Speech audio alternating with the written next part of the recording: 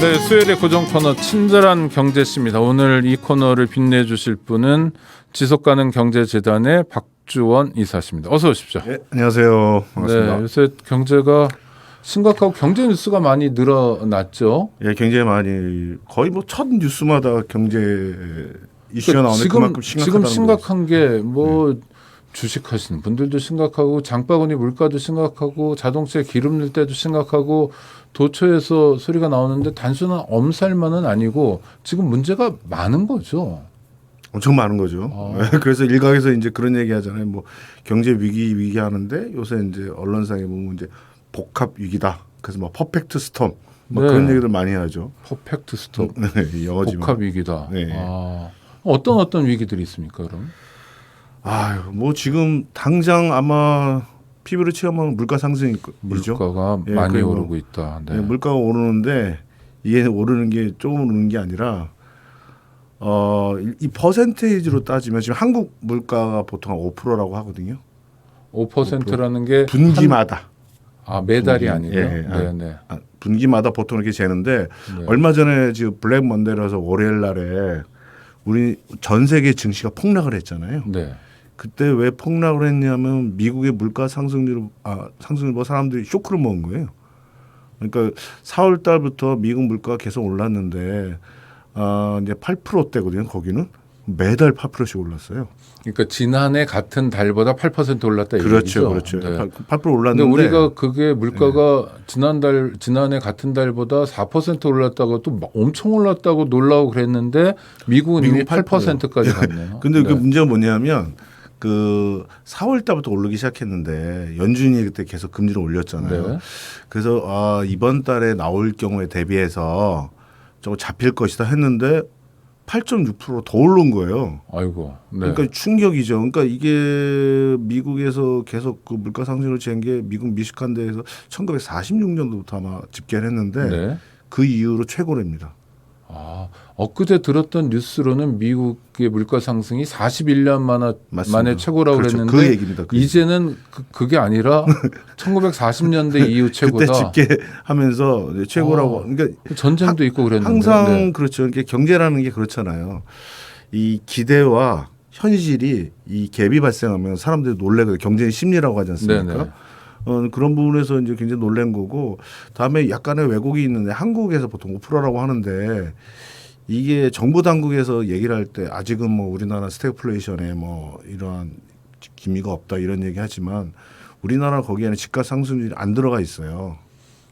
집가 상승률이요? 예. 그렇게 따지면 그거 합치면은 전문가들의 얘기하기로는 약 7% 정도 선이라고 네. 얘기하고 있고, 그래서 항상 그런 얘기 하잖아요.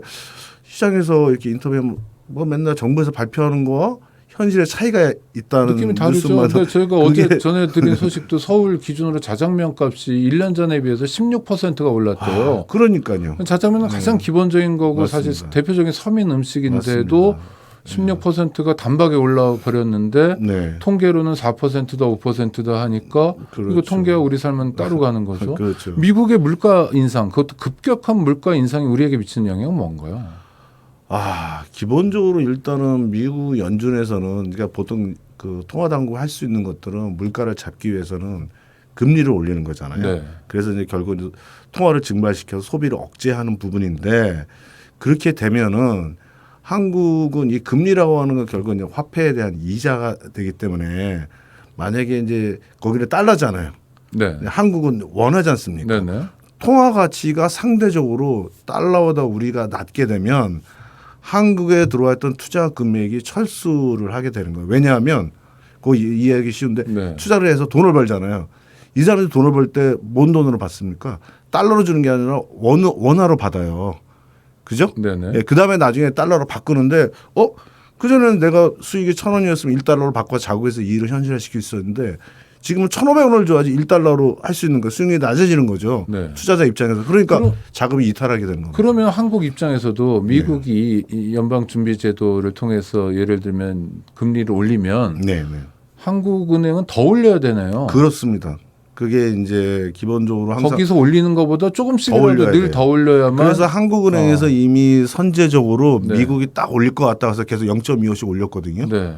근데 지금 그 전에 보통 0.25씩 미국에서도 올려요. 네. 근데 보통 이제 0.25는 이제 올리나 보다 하는데 0.5면 되게 많이 올린다. 빅스텝이라고 하는데 지금 미국에서는 뭐 빅스텝, 자이언트 스텝이 0.75%까지 올린다. 네네. 이런 얘기 나오니까 지금 한국에서 조금씩 좀 올렸는데 실제로 우리 한국의 가계 대출이 굉장히 심각하잖아요. 그렇죠. 우리 부동산에 또 연결돼 있지 않습니까? 근데 이미 일반 주택담보대출의 이자는 4% 정도 되고요. 네. 신용대출은 6%고 근데 문제는 이 자영업자분들이 신용이 안 좋으니까 은행에서 못 받고 제2금융권에서 많이 대출을 받잖아요. 금리가 높죠. 예, 거의 제2금융권의 그 신용대출은 거의 10%에 가까워지고 있거든요. 네. 그러니까 지금 굉장히 심각한 거예요, 지금 상황이. 그런데 금리가 더 올라가면 네. 그런 분들은 정말 엄청난 타격이네요. 그러니까 예전에 비해서 생돈이 나가는 거 아닙니까? 맞습니다. 어떻게 이 문제를 바로잡아야 됩니까? 아, 일단 정부의 그거 참- 역할인데 맞습니다. 앞서 소개한 거 들으니까 정부는 뭐 정부가 별로 역할 안 하고 민간, 시장, 뭐 기업이 역할하도록 하겠다라고 약간 뒷짐지고 있는 것 같은 느낌이에요. 그래서 추경호 재경부 장관 제가 입장이요? 이제 가장 그 답답해하는 부분이 그런 부분입니다. 근데 네. 그 전에도 제가 이제 계속 모니터를 했는데 정부에서 얘기하는 게 아까도 말씀드렸죠. 우리나라 스태그플레이션이 게 없다. 물가 5%밖에 안 된다. 네. 가가 아니라고 분명히 얘기했지 않습니까? 네, 네. 그리고 뭐 맨날 얘기는 펀더멘털이 튼튼하다. 예? 뭐 그래서 그렇게 급격하게 다음에 이제 코로나가 풀리게 되면 소비가 늘어날 것이다. 네. 뭐 외환 유동성의 위기가 없다. 쭉 얘기 들어보면 옛날에 마치 97년도 금융위 오기 전에 금융당국 사람들이 공무원들 기재부 공무원들이 얘기했던 것 같은 거예요. 네, 별 문제 없다. 한국 네, 뭐 네. 기초 체력 튼튼하다 그렇습니다. 이런 거요. 네. 그러면서 이제 나오는 대책들이 나오는 게 물가를 잡겠다고 하면서 이번에 제가 그 기재부에서 그게 나왔더라고요. 긴급 민생 안정 10대 프로젝트. 네. 네, 그거 나왔는데 뭐 생활 밥상 물가 안정, 생계비 부담 경감 뭐 아, 등등. 그래서 뭐 예, 예. 저 돼지고기 수입할 때 관세 낮춰주고 네, 네. 이런 거요. 그런데 보면 네. 여기 세 가지 카테고리 중에서 세 번째가 중산 서민 주거 안정이라고 있는데 여기에 재산세, 종부세 부담 완화, 그다음에 이제 네네, 저희도 거래세 다뤘습니다. 완화. 네네, 네, 맞습니다. 그러니까 이런 거를 보면은 근데 실제로 저 주택 가격이 낮은 사람들은 별로 해당 사항이 없고 네, 그렇죠. 뭐 10억, 20억 넘어가는 사람들은 상당히 많이 깎아주는 결국은 부자 감세. 그래서 일각에서 네. 이야기하는 게 이게 이제 그 끼워넣기 정책이다. 그러니까 대기업과 그다음에 법인세도 뭐 인하한다고 하잖아요. 네. 대기업과 부자들을 위한 끼워넣기 정책이다. 그러니까 지금 이 신자유주의를 추진하는 보통 이런 경제적 백그라운드 정부에서 맨날 하는 부분들이 작은 정부하고 규제 완화 이런 부분들이잖아요. 그러니까 이렇게 보면 물가 상승의 원인이 그러면 과도한 규제에서 비롯된 것인가, 그렇죠? 아니면 그 전에 세금을 많이 매겨서 비롯된 것인가? 그런 건 이건 글로벌적인 차원의 문제잖아요. 네네. 근데 그러면 정부에서 해야 될 것들은 지금 현재 우리 유동성 관리를 잘 하고 여러 가지 금융적인 거 잘하고 근데 이런 부분에 백약이 무효일 수가 있는 게 이제 글로벌 개방 경제 체제에서는 서로 영향을 주고받잖아요. 그렇죠. 그러면 위기 관리 전략으로서 그러면 가장 크게 타격을 받는 사람이 누구인가? 뭐 그러면 이제 가난한 자들의 우선적인 선택을 해야 되는 거예요. 그렇게 네네. 되면 취약계층에 대한 이런 사람 소득 경제적 소득 약자가 보존을 더 해야 되는 많은 거죠. 타격을 받을 수밖에 없죠. 뭐 그렇죠. 구조상. 네. 왜냐하면 그 사람들은 타격을 받으면 그 감내할 수 있는 본인들이 감당할 수 있는 능력이 없기 때문에 네. 엄청나게 타격을 받을 거죠. 특히 가계 대출을 받은 분들. 근데 이게 뭐 우선적으로 그 사람들을 위해 선택하는 부분이 아니라 바로 우리한테 다시 부메랑이 돌아올 거 아닙니까? 예, 그렇게 되면 우리 한국 사회 공동체를 훼손시키고 또 바로 우리한테 오고 아마 많은 또 갈등들을 야기할 거예요. 지금 당장 대표적인 게 화물연대 파업이잖아요. 네. 그분들이 왜 안전운전 얘기하겠습니까? 물가는 엄청나게 오르는데 임금은 특히 그대로 기름값 오르고요. 예, 그러면 결국 네. 실질적인 가처분소도 줄어들기 때문에 네. 뭐 예를 들어서 상대적인 거잖아요. 물가 10%인데 임금 2% 오르면 소득 줄어드는 거거든요. 앉아서 손해 보는 거죠. 그렇죠, 네. 그렇죠. 그러한 부분들을 이제 어떻게 보면 이제 폭탄 돌리기인데 누구한테 책임하는 게 아니라 다 같이 협의를 해야 되는데 현 정부에서 얘기한 게 좀 이해가 안 됐던 게 노사 간의 자율적인 얘기다 이런 얘기하면서 아니 뭐 나중에라도 국토교통부가 화물연대하고 협상을 해서 뭐 파업이 끝나게 되고 네. 안전운임제 일몰을 하지 않고 뭐 네. 국회 차원에서 법을 통해서 문제를 해결하겠다. 이건 뭐 바람직해 보이는데 지금 선제적으로 해결했어요. 선제적으로. 왜냐하면 네. 그 사이에 물류와 관련된 데미지들은 엄청난 것이고요.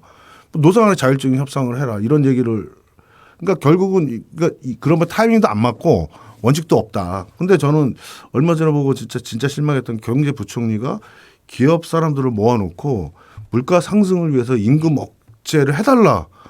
그거를 경제부총리가 기업체 사람들 만나서 얘기를 하더라고요. 네. 또 원래는 좀 거꾸로 아닙니까? 기업체 사람들이 뭐 만나서 한다는. 근데 임금 올라가고 지금 물가 상승이 일어났나요? 저는 현 정부의 이런 스탠스를 보면서 정말 뭐 이해가 안 갑니다. 그러면 이제 소득이 적은 사람들 입장에 생각해 보면 네. 이러면 최저임금 같은 경우도 사실상 정부가 주도하는 거니까 위원회가 있어도요. 그렇습니다. 네. 최저임금도 거의 안 올리거나 네. 뭐 제자리에서 맴돌게 만들 가능성이 높고요. 네. 그렇다면 물가는 빠른 속도로 올라가는데 네. 임금은 못 쫓아가니까 네. 앉아서 손해 볼 텐데 네. 네. 정부는 대책이 없는 건가요? 지금요? 지금 그러니까 이런 거예요.